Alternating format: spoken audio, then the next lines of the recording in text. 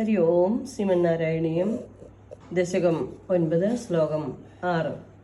കിരീടമകുടോല്ലസൽ കണകഹാര കേയൂര മണിസ്ഫുരിതമേഖലം സുപരിവീത പീതാംബരം കളായ കുസുമപ്രഭം ഗളതലോല്ലസൻ കൗസ്തുഭം വപുസ്തദൈ ഭാവയേ കമലജന്മനേ ദർശിതം. ശ്രീഹരേ നമ.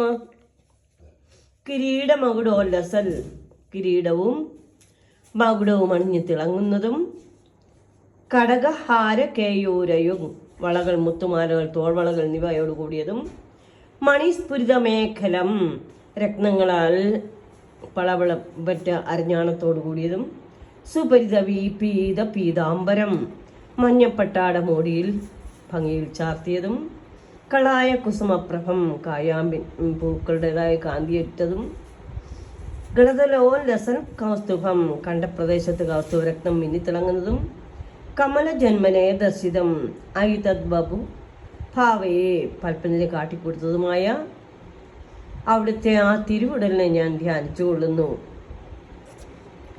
ഭഗവാനെ, ആ ബ്രഹ്മാവിന് അവിടുന്ന് തൻ്റെ ആ വൈകുണ്ഠ രൂപം ഒന്ന് കാണിച്ചു കൊടുത്തു. ഭക്തിയോടുകൂടി അവിടുത്തെ ആശ്രയിച്ചു കഴിഞ്ഞപ്പോഴാണ് ബ്രഹ്മാവിന് അവിടുത്തെ ആ രൂപം കാണാനുള്ള ഭാഗ്യം ഉണ്ടായത്. ഹേ ഭഗവൻ, കിരീടമകുടങ്ങളാൽ പ്രകാശം പൂണ്ടതും കൈവളകളും മാല, കുണ്ടല എന്നിവയോട് കൂടിയതും രത്നങ്ങളാൽ പ്രകാശം ചൊരിയുന്ന അരഞ്ഞാണങ്ങൾ അണിഞ്ഞതും വളരെയധികം ഭംഗിയോടുകൂടിയ